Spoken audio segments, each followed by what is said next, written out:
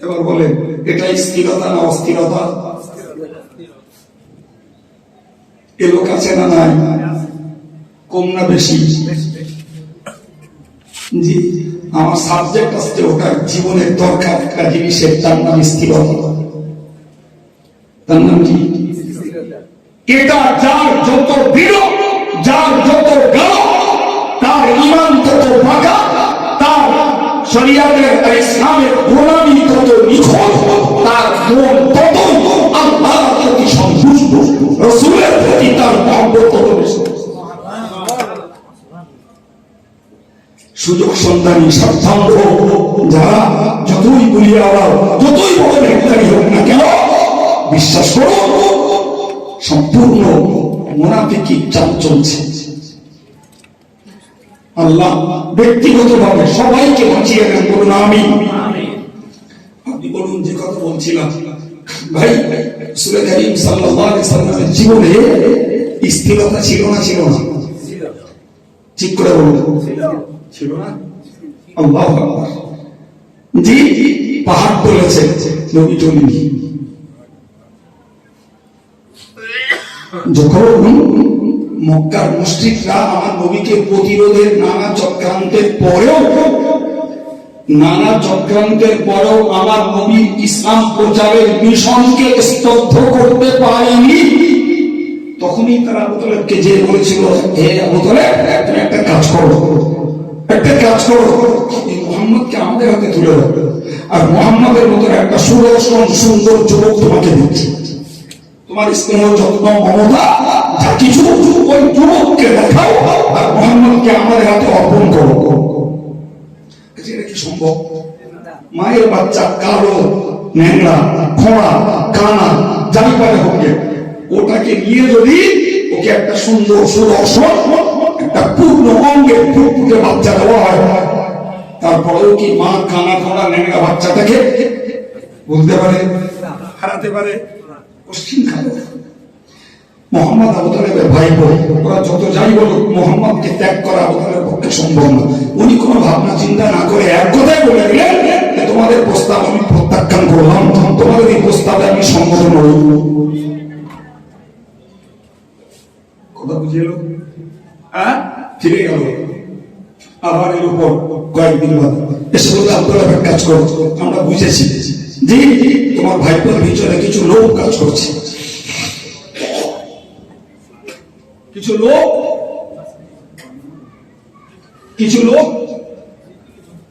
কাজ করছে, তো তোমার ভাইপোকে বলো, যদি সে চায় অর্থ আরব সেরা ধনী বানিয়ে দেবো, চাই যদি সুন্দরী মেয়ে, তাকে আরব সুন্দরী মেয়ের সঙ্গে দিয়ে দেবো, যদি চাই নেতৃত্ব, তাকে আরব সাম্রাজ্যের নেতা বানিয়ে দেবো। আপনি বলুন, জাগতিক দৃষ্টিতে এই তিনটে থাকলে আর কি চাই? কথা বলো, দরকার তো তিনটে। পকেট গরম থাকার দরকার, ঘরে একটা সুন্দরী গৃহিণী দরকার, বাইরে থাকা দরকার মাতব্বরি আর দাদাগিরি। তিনটে থাকলে জাগতিক দৃষ্টি তার কিছু লাগে। আবু তালেব স্বাভাবিকভাবে ওদের তিনটে অফারে খুশি হয়ে যাবে, বোধহয় এবার ভাইপোটাকে ফেরানো যাবে। জি, রাত ভরলো, আবু তালেব হোসেনকে ডাকলেন, এসে বললেন, বাবা, মক্কার কাফেররা তোমার জন্য একটা সুবর্ণ সুযোগ দিয়েছে, তুমি সুযোগটা নাও, তাতে তুমিও স্বস্তিতে থাকতে পারবে, আমিও স্বস্তিতে থাকতে পারবো। আবু তালেব রাসূল ভাবলেন, বোধহয় এরা বোধহয় মুসলমান হবে না। কি চাচা?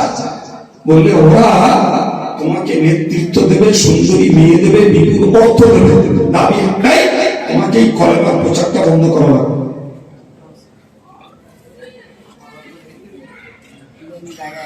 জি,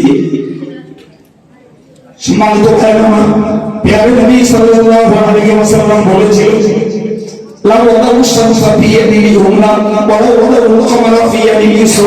ওরা যদি আকাশ থেকে ক্ষমতায় ঘোরায়, সূর্যটাকে পেরে আমার ডান হাতে দেয়, আর চন্দ্রটাকে পেরে যদি বাম হাতে দেয়, তাও ওরা দিয়ে দেখতে পারে আমার আল্লাহ আমাকে যে দায়িত্ব দিয়েছেন, ওই দায়িত্ব থেকে আমি এক বিন্দু বিচ্যুত হতে পারবো না। এর নাম স্থিরতা, দৃঢ়তা। আশ্চর্য, আবু তালেব নিজেই হতভম্ব যে মানুষের স্বাভাবিক জীবন যাত্রার একটা লোক কাজ করে, একটা পথ সম্মান কাজ করে, এর কিছু না। তিনটেই মারাত্মক মারাত্মক সর্বযুগে গ্রহণযোগ্য তিনটি ছিল। কোন কালে এই তিনটের একটাও অবহেলা করার মতো আছে? বলেন বাবা, একটাও। সবকালে তিনটের কদর ছিল। সুন্দরী মেয়ে ছেলে, বিপুল অর্থ, পাশাপাশি নেতৃত্ব, সর্বকালে এই তিনটি সর্বযুগেই গ্রহণযোগ্য। ঠিক না বলুন? এই যুগে আরো বেশি। রাসূল যখন এই অফারকে রিফিউজ করলেন, এই অফারকে প্রত্যাখ্যান করে দিলেন,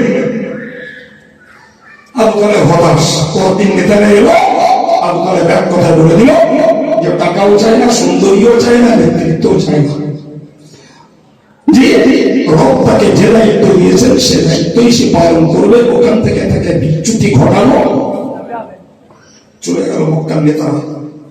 কয়েকদিন বাদে সে বলল, আমাদের জন্য লাস্ট ওয়ার্নিং, সর্বশেষ সতর্কতা বলতে, হয় তুমি মুহাম্মাদের পক্ষ নাও, আমাদের সঙ্গে লড়ো, আর না হলে তুমি আমাদের পক্ষে চলে এসো, মুহাম্মাদের ব্যাপারে কি সিদ্ধান্ত নেব আমরা দেখছি। এইখানটায় আবু তালেব জন্য মানসিকভাবে ভেঙে পড়লেন। করবোটা কি? গভীর রাতে রাসূলকে ডাকলেন, খুব দরদের ভাষায় সবাইকে বললেন, বাবা আমার এই বৃদ্ধ বয়স, এই বয়সে কার সঙ্গে মোকাবেলা করা আমার পক্ষে সম্ভব না বাবা, কিন্তু আজকে কাফেরদের নেতৃবর্গ, মুশরিকদের নেতৃবর্গ এসে আমাকে শুনিয়ে দিয়েছে যে হয় তোমাকে ছেড়ে দিতে ওদের হাতে, আর আমি যদি তোমাকে প্রশ্রয় দিই ওদের সঙ্গে আমার লড়াই করতে হবে। বলো বাবা, এই বয়সে ওদের সঙ্গে মোকাবেলা করা আমার দ্বারা কি অসম্ভব? তো আমার মনে হয় বাবা তুমি ওই পথটাকে ফিরে এসো। আল্লাহ পাকের নবী সাল্লাল্লাহু আলাইহি ওয়াসাল্লাম অস্ত্র শরীরের চোখে তার পানি টলটল করছে, ওই অবস্থায় বলে দিলেন, ও চাচা যান, মায়ের গর্ভে থাকাকালীন আব্বাকে হারিয়েছি 6 বছর বয়সে, মাকে হারিয়েছি 8 বছর বয়সে, দাদাকে হারিয়েছি 8 বছর থেকে। আপনার অস্তিত্ব আজকে যদি আপনি আমার দায়িত্ব ছেড়ে দেন, আমি ভেবে নেব গোটা বিশ্ব জুড়ে আমার জন্য দুনিয়ার মাটিতে আহ্বান কেউ নাই, সেটাও আমি মেনে নেব। তবে আমার আল্লাহ দেওয়া দায়িত্ব দ্বীন ঈমান কোরআন প্রচার থেকে এক হিন্দু বিচ্যুত হতে পারবো না।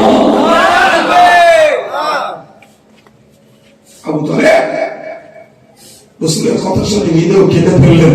রাসূলকে কাছে ডেকে গায়ে হাত বুলিয়ে বলে দিলেন, জি যাও মুহাম্মদ, তুমি তোমার কাজ করো। আবু তালেব যতক্ষণ বেঁচে আছে ততক্ষণ দেখতে চাই মুহাম্মদের গায়ে স্পর্শ করো। রাসূলের চোখে পানি, মুখে হাসি। আমার নবীকে ঠকানো গেছে টাকার লোভ দেখিয়ে, নেতৃত্বের লোভ দেখিয়ে, সুন্দরী মেয়ের লোভ দেখিয়ে। সারা জীবন অসম্ভ আর নারায় তকবীর জিন্দাবাদ করে চলে যাব, আর হুজুর থেকে হুজুর ভক্ত নীতি স্থিরতা পাবো না। হ্যাঁ, নীতি ঠিক থাকবে না। কোন দেশের কথা? জি ভাই, সাধারণ মানুষের সংখ্যা বেশি, ফলে তাদের ভিতরে স্থির লোকের সংখ্যা তুলনামূলক বেশি, কিন্তু ড্রাইভার গুলো তৈরি হয়ে গেছে বেশি। প্যাসেঞ্জারের তো নীতি আছে, ড্রাইভারদের তৈরি হয়ে গেছে বেশি। শুধু ভাবতেছে একলা কি করবো, কি খাবো, কি খেয়ে বাঁচবো। জি প্রিয় ভাই, আমি আপনাকে এরপরে বলবো, তাহলে আমাকে রব বলে স্থির হতে হবে, ইসলামকে ধর্ম হিসাবে মেনে নিয়ে বলেন, বলে স্থির হতে হবে। হ্যাঁ, কেতনা মুসলমান নেবেন রে ভাই? আজকে একটা সময় তারা নামাজ, আর একটা সময় রোজায়, আর একটা সময় দামে, আর একটা সময় ধর্মীয় ভূমিতে। এগুলো দেখলে মনে হয় সত্যি লোকটা ধর্মী। আবার পরবর্তী তাকেই দেখতে পাচ্ছি যথারীতি সুদে মদে ওই পতিতালয়ে তাকেই দেখতে পাচ্ছি, খেলায় তাকেই দেখতে পাচ্ছি, জুয়ায় তাকেই দেখতে পাচ্ছি, চরিত্রে ডাকে তাকেই দেখতে পাচ্ছি বিয়ে প্রচার করার দল। আপনাদের একদম থ হয়ে গেল। মিথ্যে কথা বলছি না? এটা কি স্থিরতা? হ্যাঁ, এটাই কি ইসলাম মানার নিয়ম? এটাই কি নবী মুহাম্মদ সাল্লাল্লাহু আলাইহি সাল্লামের জীবনের চ্যালেঞ্জের মোকাবেলায় নিশ্চয় মহাবিশ্বে এককভাবে দাঁড়িয়ে থাকার রেকর্ড কি উম্মতের কাছে? জি, ফিরে আসুন, আলোচনা বাড়বো না, আলোচনা বাড়বো না, ফিরে আসবো। আমি আপনাকে আবার অনুরোধ করবো, ভাই খুব ভালো করে বুঝুন, ড্রাইভার যদি গাড়ি খানায় না যায় তাহলে চতুর প্যাসেঞ্জারের উচিত সুযোগ থাকলে লাভ নাকি বসে থেকে হুমে খেয়ে পড়বে। হ্যাঁ, সম্মানিত ভাই আমার, প্রসঙ্গত আমি আপনাকে বলবো, ইসলামটাকে জানার জন্য, বোঝার জন্য, ইসলামটাকে জীবনে কার্যকর করার জন্য আমরা সরাসরি কোরআন হাদিস বুঝিনি, বুঝেছেন কিংবা আইনমায়ে কেরাম বুঝেছেন। আপনার আমার জীবনের প্রাথমিক অবস্থায় আমি আপনি হতে পারতাম শাফি মাযহাবের, হতে পারতাম মালিকি মাযহাবের, হতে পারতাম হাম্বলি মাযহাবের, হতে পারতাম হানাফি মাযহাবের। কিন্তু বাঙালি মুসলিম সমাজটাকে ফুরফুরা শরীফের পীর মুজাদ্দিদ জামান বাবা হুজুর কেবলা রাহিমাহুল্লাহ তিনি নিজেই বলেছেন চার মাযহাব নয়, চারের মাযহাব, তার মানে চারটে মিলে একটি মাযহাব, তার নাম সুন্নাতুল জামাত। একবার ছিল সুবহানাল্লাহ। মশলাগত পার্থক্য হানাফির সঙ্গে শাফি, শাফির সঙ্গে হাম্বলি, মশলাগত পার্থক্য থাকতে পারে, কিন্তু আমি হানাফি, আমার মুরিদ মুতাকিদিনরা হানাফি। মুজাদ্দিদ জামানের গণা এই বাংলার সংস্কৃত সমাজ এরা মশলা মানার জন্য ইমাম আযম আবু হানিফা রাহিমাহুল্লাহ হুজুরকে মাযহাবের ইমাম বলে স্বীকৃতি দিয়েছে। ঠিক না? আজকে ইউটিউবের যুগ, সোশ্যাল মিডিয়ার যুগ, নেট চলছে দুনিয়ার। জি, এখানকার পিস টিভির বক্তা, ওখানকার বাঙালি, জি ওই নেটে থেকে দিলে হানাফি মাযহাবের মশলা সব সহি, এদের মাথা হেঁটে খেতে গেল কে একটা থেকে দিলে এরা সব দিয়ে রাত কাজ করো, ইতি ঘাট তুমড়ে মুচড়ে পড়লো। কথা বলছেন না কেন? জি, আমি আপনাকে আবার বলছি, আমার কথা লিখে নাম, আর এতগুলো জগৎ পদার্থ আমার কথা ধরে নিচ্ছে।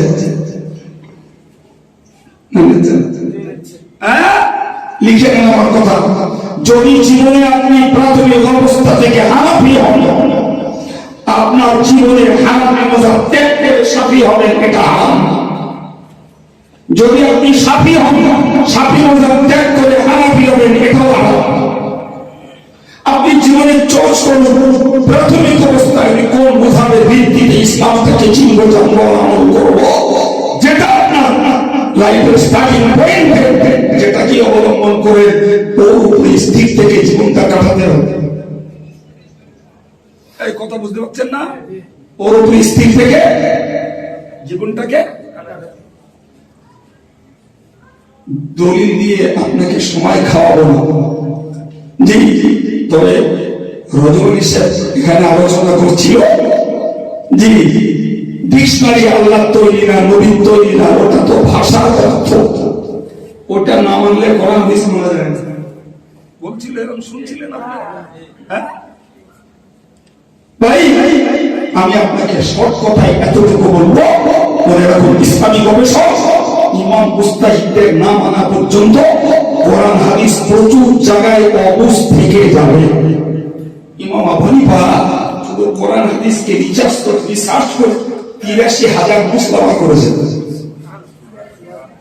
इधर के नाम को सोना का बोलते हैं उधर तो सब डेंगू की उठी একটু মন খুলে বলেন সুবহানাল্লাহ যারা একটা মশলা আবিষ্কার করার মুরুখ আজকে গোটা ওলামা গোষ্ঠী নাই আর এরকম মশলা আবিষ্কার করেছেন ৮৩,০০০ কি ভেবেছেন আজকে দৃষ্টির বক্তা কি বললো মাথারি সাহেব কি বললো তাতে মাথায় উঠে যাবে বলে রে তোর ওই মাথানি আর দৃষ্টির বক্তার তুলনায় বাংলা বসিরহাটের মানুষ গর্বিত এরা পেয়েছে বসিরহাট আল্লাহ মাহমুদের মতন একজন ব্যারিস্টার হানাফি মাযহাবের ব্যারিস্টারকে এরা পেয়েছে ফুরফুরা বিশ্বাসের মতো একজন মুহাদ্দিস ফকিহ এবং ওলিদের শিরোমণি যুগ সংস্কার মুজাদ্দিদের জমানকে চিনলে বলবে সুবহানাল্লাহ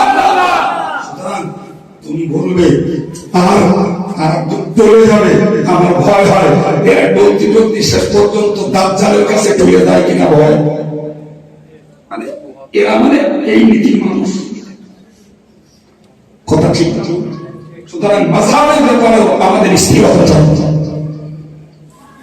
ঠিক না ভুল স্থিরতা দরকার ভাই তা না হলে বিপদ আছে তা না হলে মুসিবত আছে স্থিরতা দরকার আছে ভাই আমরা আধ্যাত্মিক দৃষ্টিতে ফুরফুরা শরীফের পীর সাহেব তরিকতের ইমাম বলে বাংলার মানুষ মানে তিনি কাদরিয়া চিশতিয়া নাশবন্দিয়া মুজাদ্দিদিয়া আলামিয়া এই সমস্ত হক সিলসিলায় তরিকতের ওলি ছিলেন তার প্রধান খলিফা আল্লামা তার নামে লিখেছেন বঙ্গের আউলিয়াগুলো শ্রেষ্ঠ প্রত্যেকটা বইয়ের কভার পেজে লিখে রেখেছেন যে বসিরহাট হুজুর নিজে স্বার্থ সাধনা করে ইলম পেয়েছেন আল্লাহ পাকের পক্ষ থেকে ইলমের আদুন্নি করেছেন তার পীর সাহেবরা তাকে ইলমের আদুন্নির ফয়েজ দান করেছেন প্রিয় ভাই আমার আমি আপনাকে বলবো সেই মানুষটা বসিরহাটের আল্লামার মতো মানুষটা ফুরফুরা বিশ্বাসগুলোকে তার আধ্যাত্মিকতার গুরু বলে মেনে নিয়েছেন ঠিক না ভুল ঠিক আপনাকে এখন ভাবতে হবে তাহলে আধ্যাত্মিকতার স্থিরতা রয়েছে দেখছেন না আজকে নেটের যুগে জি কোন মুনি জিকির করতে করতে প্যান্ডেলের বসে বসে উঠে পড়তে কেউ জিকির করতে করতে বিশ্বাসের গাড়িতে হুমড়ি খেয়ে পড়তে কেউ জিকির করতে করতে কাপড় খুলে চলে যাচ্ছে আবার কেউ মেয়ে মরদ একসঙ্গে জিকির করছে আর বলছে বাইরে আলো বিবাহ হয়ে ভিতরে আলো জ্বালা হয়ে বলে শরীর অপর দেখছে একসঙ্গে কথা নেই মিথ্যা কথা বলছি দেখবেন দেখতে ইচ্ছা হয় চলুন আমার সঙ্গে দেখে আনি নাম বলে গাল শুনবো না নাম বলে কেস খাবো না তবে সতর্কতার জন্য অবশ্যই বলা আমার ডিউটি হ্যাঁ ফুরফুরা বিশ্বাসগুলোর মতাদর্শে লাফালাফি ঝাপাঝাপি বসে ওঠা মজুরি খায় লাভ লেগে পড়া নেট পেয়ে দেওয়া মেয়ে বড় একসঙ্গে জেগে করা ফুরফুরা বিশ্বাসগুলোর নীতিতে এরকমটা ছিল হ্যাঁ এই তরিকতের ব্যাপারেও স্থিরতার দরকার আছে না মাথায় কিছু ঢোকা পেয়েছি হ্যাঁ ভাই আমি আপনাকে বোঝাতে চেয়েছি উপলব্ধি করুন আল্লাহকে রব বলে স্থির হতে হবে নবীকে রব নবীকে নবীর নেতা বলে স্থির হতে হবে ইসলামটাকে ধর্ম হিসাবে মেনে নিয়ে স্থির হতে হবে ভাই মাযহাব হিসাবে আমরা যখন হানাফি যে এই হানাফি মাযহাবের উপরে স্থির থাকতে হবে আমরা যখন ফুরফুরা বিশ্বাসগুলোর তরিকতের উপরে বিশ্বাসী তরিকতের ওই নিয়ম ওই নীতির উপরে বিশ্বাসী হতে হবে আধুনিক বিশ্বে কে প্যান্ডেলের বসে মাথায় উঠলো কে হয়ে পড়লো কে হুজুরির ঘাড়ে পড়লো কে চিনলে অজ্ঞান হয়ে পড়লো এই জাতীয় ভ্রান্ত তরিকতের পদ্ধতিতে আর কি আমরা বিশ্বাসী নই যে হতে যাবে মনে করতে হবে এ কপাল পড়েছে একটু হলেও নীতির মুসলমান ঠিক না ভুল ভাই দুনিয়া যতদিন থাকবে ততদিন অস্থিরতাও থাকবে নেতাও থাকবে ভিন্ন মতবাদও থাকবে না থাকবে না এই খুদে খুদে দাজ্জালদের কাছ থেকে যদি ঈমান নিয়ে বাঁচতে পারি তাহলে যদি অরিজিনাল দাজ্জাল আমাদের সামনে আসে, ও মেরে ফেলতে বললু বলবো তুই রব না, ও আগুনে দিয়ে হাসতে হাসতে বলবো যাবো তো যাচ্ছি জান্নাত। সুবহানাল্লাহ বলেন। আমার কথার সঙ্গে একমত আপনারা? হ্যাঁ ভাই, ছোট্ট দুটো গল্প বলে আলোচনা ছাড়ি। জি, প্রথমত একটা কথা বলি ভাই, আমরা বসিরহাট এলাকার লোক তো আমরা শ্যামবাজার ভালো চিনি। চেনেন না? চেনেন? শ্যামবাজারে পামবাজার ওই সেক্টরটা কমাতে হবে। বাহ, সবাই ভালো জানে। জি, তা আমাদের বসিরহাটের গাড়িগুলো ওই দিক পারে যায়। জি, আগে যেত 79, পরে যেত DN18, এখন কি যাইতে জানে না, গাড়ি চাপা হবে না। জি ভাই, এখন আপনি বলুন, একটা লোক কলকাতায় গেছে, যে কলকাতার কাজ কাম জিটিয়ে এবারে ফিরে এসছে, বাড়ি আসবে সামনে 5 মাথার মোড়ে এসে ও সে কোথায় যে বসিরহাটের গাড়ি, ও সে দিক খুঁজে পাচ্ছে না, ওখানে দাঁড়িয়েছে। ট্রাফিক আছে, ট্রাফিকের কাজ কি? ট্রাফিক হলো জায়গা ছাড়ে না, ট্রাফিকের কাজ হলো পাসিং করা। ও দাঁড়িয়ে থাকে, এদের ধরে রাখে, দেখি ওরে ছেড়ে দেয়, আবার ওরে ধরে রেখে এদিকটা ছেড়ে দেয়। ওর কাজ হচ্ছে নিজের জায়গায় নিজে দাঁড়িয়ে থেকে সবকটারে। আপনাদের কাছে অনুরোধ করে বলবো, এই ডামাডোলের চলে আপনাদের হতে হবে ট্রাফিক পুলিশ। মাথা ঢুকে যাবে, অনেক দল আসবে, অনেক মত আসবে, অনেক নেতা আসবে, অনেক দুর্নীতিবাদ হুজুর সাহেব আসবে, অনেক তৈলনীতির লোক আসবে। আপনাকে হতে হবে, বলেন বলেন বলেন, আপনি আপনার জায়গায় যে কটা আসে ওটা পাস করেন। ভাই ওদিক দেখ, পারবেন? কেউ আপনাকে বিভ্রান্ত করতে পারবে না ইনশাআল্লাহ। জি, 2 নম্বর কথা বুঝুন ভাই, ওই লোকটা 5 মাথার উপরে লেগে গান দাঁড় করিয়েছে, ট্রাফিক জ্যাম, একটা গাড়িতে উঠেছে, উঠে পরের স্টেজে কলকাতা কন্ডাক্টরদের কাজ হলো পরের স্টেজে আসার আগে হাঁকে। তো কন্ডাক্টর হাঁটতেছে, আড়াই টোলা, চিন্তা করতেছে আমি যে গাড়িতে উঠবো সে যাবে বেলগাছিয়া, সে যাবে দত্তপুকুর, আড়াই টোলায় যাচ্ছে, গাড়ি আমার না তো। ও পরের স্টেজে নেমে হেঁটে হেঁটে হেঁটে 5 মাথার মোড়ে আবার এসে আবার একটা গাড়ি উঠেছে। ও দেখে পরের স্টেজে হাঁটতেছে ভবানীপুর, মনে করতেছে যেহেতু আমার গাড়ি না, তো আমাকে রাস্তায় তো ভবানীপুর নেই। আবার বেঁকে এসে 5 মাথার মোড়, এবার একটা গাড়ি এসেছে, খুব সুন্দর ঝিকঝাক গাড়ি, ও তাতে উঠেছে, উঠলে হাঁটতেছে সেন্ট্রাল জেল, ও থমকি লাভ নেই, আগে যা হপচর এটা সেন্ট্রাল জেলে। ও তখন ঘুরে ফিরে এসে ঘুরে গেছে, তখন তো ঘুরলুম 3 গাড়ি পার হয়ে গেল, বেলগাছিয়া দত্তপুকুরের দিকে যাওয়ার তো গাড়ি পারুম না। ট্রাফিক দাঁড়িয়ে আছে বলে জিজ্ঞেস করতে দিবি, তোর জিজ্ঞেস করেছে, উনি বলছে ওই যে নেতাজির মাথা আছে নাকি, ঘোড়ার মাথা, ওই দিক দিয়ে দেখো খালের ধারে গাড়ি আছে। ও সত্যি এসে দেখে গাড়ি সেখানে হুড়ুহুড়ি করছে, ও কেটে উঠে কাঁধে বসে, কাঁধে সবাই ও তাল খুলে উঠছে না, অনেক গাড়ি। ড্রাইভার তখন খাওয়া পেওয়া করছে, কন্ডাক্টর খালাসিরা ওই তাল তন্ত্র, দাদা কি খবর, হচ্ছে বাড়ি যাবো, কোথায় বসিরহাটে, আজকে না লাস্ট কাজ চলে গেছে, এখন সব ফেসবুক নেও, কাল সকালবেলা 5টার সময়। বুঝতে পারেননি? হ্যাঁ, আজকের যুগে ভালো করে খেয়াল রাখুন, আপনাকে পরিষ্কার ভাষায় বলছি, কে সুন্নি, কে ভিন্ন, কে দেওবন্দি, কে তবলিগ, কে ফুরফুরা, কে বসিরা, কে আহলে সুন্নাত ওয়াল জামাত, টোটাল ভাগি আপনাকে মনে করতে হবে এটা সম্পাদক 5 মাথার উপর। আপনি যদি সত্যকারে মনে করেন জায়গায় পৌঁছাবেন, তার মানে জান্নাতে যাবেন, তাহলে আপনাকে স্থির সিদ্ধান্ত নিতে হবে। ওই 5 মাথার মোড়ে তিনিবিনি করলি গাড়ির তলায় পড়ে জীবন যাবে। আর এই ধর্মীয় ডামাডোলে তিনিবিনি করলি জীবন বাঁচবে, ইমান আর আমলটা ধ্বংস।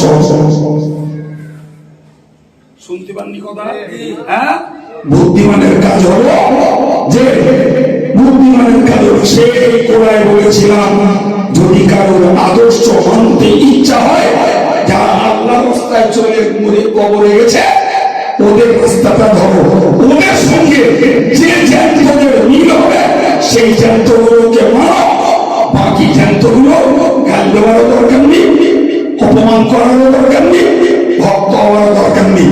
তার জায়গায় তুমি থাক, সে থাক, তোমার জায়গায় বাবা তুমি থাকো। তবে তুমি হয়তো একটা আদর্শ নীতি আখলাক আমল নিয়ে আল্লাহর কাছে পৌঁছাতে পারবে। যদি একবার এ গাড়ি একবার ও গাড়ি একবার ও গাড়ি করো, শেষ পর্যন্ত আজরাইল এসে বলবে চল আসো আইনি বাড়ি চল, ওই বলে দিল লাস্ট কাজ চলে গেছে। আমার মাথায় কি কথা ঢুকছে কিছু? এ যদি না করে, যদি আমি একটু চেখে দেখি, একটু চেটে দেখি, এরাও তো হবে, এরাও তো ভালো বলে, এরাও তো সুখ ভালো, এরাও তো জ্ঞান ভালো, এরা ইন্টারন্যাশনাল উপস্থিত পড়ান, এরা অমুক দাদা, এরা সাহেবুত্তরিকম সারাফি হাফেজ মাওলানা মুফতি কারি মুহাদ্দিস মুফাসসির অমুক সাহেব। বুঝতে পারেননি? হ্যাঁ, মেয়েটা দেখা যাচ্ছে একটাও না। যাদের যে নামাজ পাস, ছাড়া পাস, নেমন পাস, ছেলাই পাস, ওরা সব ডিগ্রি দিয়ে দিচ্ছে। আজকে বলতে কোথায়, কালকে গোবিন্দপুর, তারপর দিন চৌবাথায়, তারপর দিন টিফায় ছড়িয়ে গেল। কথা বলেন না কেন? ডিগ্রি দেয় ইউনিভার্সিটি, ডিগ্রি দেয় কলেজ, আর ইসলামী মঞ্চের ডিগ্রি দেয় কথা বলেন না কেন? আল্লাহ আল্লাহ দেয়, কেন দেন? ওই কি বলবো এখন, এখান থেকে ডিগ্রি দেয় অধিকাংশ ওই রকম মাপ পাস, ছাড়া পাস, নামর পাস, সেলাই পাস করাই দেয়। মনে করে পড়তে হলো না, সাধনা করতে হলো না, দিব্য ডিগ্রি পেয়ে গেল, ফিরিয়ে দেওয়া লাগবে। আমি ক্যানিং একটা সবাই গেছি গত বছর 4 আগে, আমি খুব কষ্ট হয়েছে, কি শুয়ে পড়েছি। আর ওই সময় একটা রকমের একটা হ্যান্ডেল ধরাচ্ছে আমাদের এই এলাকার একটা বক্তা, আমি তারা ভালো চিনি, জীবনে মাশাআল্লাহ পড়ার নামে মাদ্রাসার চৌকাটা ভিন্ন নিয়ে এসে স্কুলি কদিন গেল ওই পর্যন্ত। তার নামে লেখা রয়েছে মুফাসসিরে কোরআন মাওলানা মুফতি আন্তর্জাতিক খ্যাতি সম্পন্ন বক্তা আবু সাহেব। আর আমার কাছে সেটা দিতেছে মাওলানা, এসে বলছে হুজুর এই নাম এই কথাগুলো ঠিক। আমি বললাম এটা কিয়ামতের পূর্ব লক্ষ্য। মানির মান মানি মান পাবে না, জি, আর শেষের মনি মটকায় উঠবে। একদম আল্লাহ জানে। আমি এখন যদি নাম বলি তো সব লোক চিনে ফেলবে, সবাই এক কথায় ওখানে ধরে সত্যি এলো জীবনে মানুষের চৌকাটি নেই, রেকর্ড নেই তার লাইভে, চৌকাট নিয়েছে তার নামে সব। সম্মানিত ভাইরা, অস্থির হবেন এই বলেছে করে একজন বলতেছেন কেন? তার মানে অস্থির হওয়ার নিয়ে হবেন অস্থির কোন ক্ষেত্রে, আল্লাহর ব্যাপারে, নবীর ব্যাপারে, ইসলামের ব্যাপারে, ইমাম মানের ব্যাপারে, আধ্যাত্মিকতার তিন নবীদেরকে মানের ব্যাপারে অস্থিরতার জায়গা ইসলামে নাই। সাবজেক্ট আমার একটাই। জি, সর্বশেষ কথা বলছি, কখনো শুনে থাকবেন, শিক্ষিত ছেলেরা পড়ে থাকে। ছোটবেলায় পড়ি, ছোটবেলায় মাঝে মধ্যে বলি বলে 2-1বার বলেছি, কথা মনে আছে। একজনের 2 বুকুই যাচ্ছে, একটা গাধা যাচ্ছে, গাধাটারে হাঁটিয়ে হাঁটিয়ে যাচ্ছে। একটা লোক দেখে বলে যাচ্ছে কি বোকা এরা, গাধা লোকে ব্যবহার করে চাপার জন্য, আর এরা তাজা গাধা দুজনে হেঁটে যাচ্ছে। শুনে খুব খারাপ লেগেছে। দুজন মিলে গাধাটা পিঠে উঠেছে, গাধা যাচ্ছে, খানিক দূর গেলে একটা লোক বলতে চাচ্ছে কি ধরনের নিষ্ঠুর এরা, ছোট মতন একটা গাধা, তার পিঠে দুজন উঠেছে, ছেলেটা নেমে পড়েছে, বাপ বসে যাচ্ছে। খানিক দূর গেলে একটা লোক বলতেছে কি ধরনের নিষ্ঠুর বাপ দেখো, বাচ্চা ছেলেটা হাঁটিয়ে ও বুড়ো বাপ গাধার পিঠে বসে রয়েছে। তো বাপ নেমে পড়েছে, নেমে ছেলেটা তুলে দিয়েছে, ছেলেটা যাচ্ছে। খানিক দূর গেলে একটা লোক বলতেছে কি বেয়াদব ছেলে বলবি না, ওর মুরব্বী বাপটা যাচ্ছে হেঁটে আর ও বেয়াদব যাচ্ছে গাধার পিঠে চড়ে। নেমে পড়েছে, নেমে পড়ে দুই বাপি ভাবতেছে খোকা দুজন উঠলুম দোষ, তুই কি দোষ আমি উঠলুম দোষ, খালি মেঘালি দোষ, এখন করি রাখি। এক কাজ কর খোকা, খাস কর গাধাটা শুয়ে দে, চার হাত পা চার পানে বেঁধে মাঝখানে একটা বাঁশ দেয়, ছেলে একদিক ধরেছে বাপ আর একদিক ধরেছে, ধরে এইবার কাঁধে করে বইয়ে যাচ্ছে। সে তো জ্যান্ত গাধা, ঘাটটা সব নুপুর করতে দিন পুত্রকে বলছে। আমি দুর্গানি লোকে বলতেছে আচ্ছা এরা কি ধরনের বোকা, জ্যান্ত গাধা বইয়ে যাচ্ছে, কি সব বলেছে বলি। চিন্তা করতেছে করি নাকি, শেষ পর্যন্ত বাপ বেটা দুজন চিন্তা করলে ওকে কিচ্ছু একশো ভাগাড়ে ফেলবে খালি কিছু ভাগড়া বোঝেন তো। আগেকার ভাগান ছিল, ভাগান ছেলেবেলায় দেখেছি, মরা গরু মরা ছাগল জমদার ফেলে আসতো ভাগাড়ে, তো দুজন মিলে গাধা মানে ভাগাড়ে ফেলে দিতে খালি হাতে গেল, কেউ আর কিচ্ছু বলতে না, বুঝতে পারেননি, কেউ আর কিচ্ছু বলছে না। এই যুগটা সেই যুগ, যা বলবে যা বলবে সমালোচনা লোক আছে, ফসকাটার লোক আছে।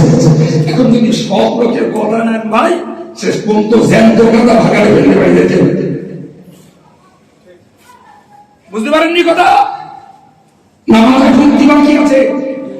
হ্যাঁ, সুতরাং মনে রাখুন যে যাই বলুন কেন আমার নিজস্ব চিন্তাধারা বিবেচনা ভিত্তিতে বুঝবো এটা এটা খাঁটি, এটা সত্য, আমি একই ধরে থাকলাম, আমি আমার মরণ দোয়া পর্যন্ত এই নীতির উপরে চলতে চাই। তবেই আপনি কিছু স্থির আমল নিয়ে আল্লাহর কাছে পৌঁছাতে পারবেন।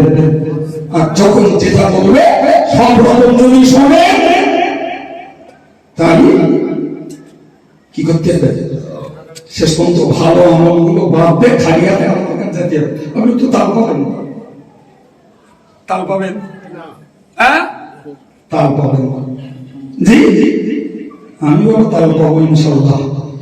আমি বলো পিঁপড়ে, আমি বলেন না এই এক খামসা গুড় আর এক খামসা কাদা এরকম অ্যাটাচ করে দিয়ে বললাম আপনারা BA MA IAS IPS FRCS আপনারা জার্নালিস্ট, আপনারা ডাক্তার মাস্টার ব্যারিস্টার এমপি তারা আছেন শিক্ষিত বুদ্ধিজীবী মহা পণ্ডিত, আসুন এই গুড়টুকু খাবেন, গুড় যেন বাদ না যায়, কাদা যেন খাওয়া না পড়ে। কে পারবে হাত তুলুন দিন, বড় পণ্ডিত বড় আপনারা আর পারবেন না, আমি বড় পিঁপড়ে ওরা আমি পারবো। পিঁপড়ে এক বিন্দু গুড় বাদ দেবে না, কাদাও খাবে না, অথচ পিঁপড়ে ডিগ্রি হোল্ডার নয়, পিঁপড়ে পৃথিবী নয়, শিক্ষিত নয়, পৃষ্ঠিতে আল্লাহর একটি ক্ষুদ্রতম সৃষ্টি, সে পারে গুড় আর কাদা আলাদা করতে। ভাই আমি বলেছি আপনারা পণ্ডিত না ভাবতে হবে, আমি পিঁপড়ে কেটা গুড়ির মধ্যে কাদা দিচ্ছে ওরাই ভালো বুঝতে পারি। আমি গুড়ো বাদ দেবো না, কাদাও খাবো না, কিন্তু আমার সাধারণ ভাইরা না এরা অতিরিক্ত পণ্ডিত, এরা কখনো গুড় খাচ্ছে, কখনো কাদা খাচ্ছে, কখনো গুড় বাদ দিচ্ছে, কাদা খেয়ে বসে দিচ্ছে। ভুল বলেছি? হ্যাঁ ভাই, আমার ফাঁকি মারা অভ্যাস নয়, সময় লস করা অভ্যাস। উঠেছি এক টানা আল্লাহ তার মাথায় ঝুঁকিয়ে দিয়েছে বলে বলেছি আজকে ওই পর্যন্ত। এখন একটু দয়া করে বলে মাদ্রাসার জন্য এই পয়সা করে দিয়েছেন, আর কাছে কাজ আছে দুটো দিতে হবে। যদি বলেন না যা সেটা রজবাড়ি সাহেবের কাছে দিয়ে দিয়েছি, কিচ্ছু মনে করবো না। যদি হুজুর দিছি আর নেই তাহলে দুটো আলাদা করছি, 10 মিনিট একটু মেহরবানি করে। জানেন তো সরকারি প্রতিষ্ঠানটা আপনাদের দানে চলে, জি আল্লাহ অনেক খেদমত আগে নিয়েছেন, আবার ব্রেকআপের পরে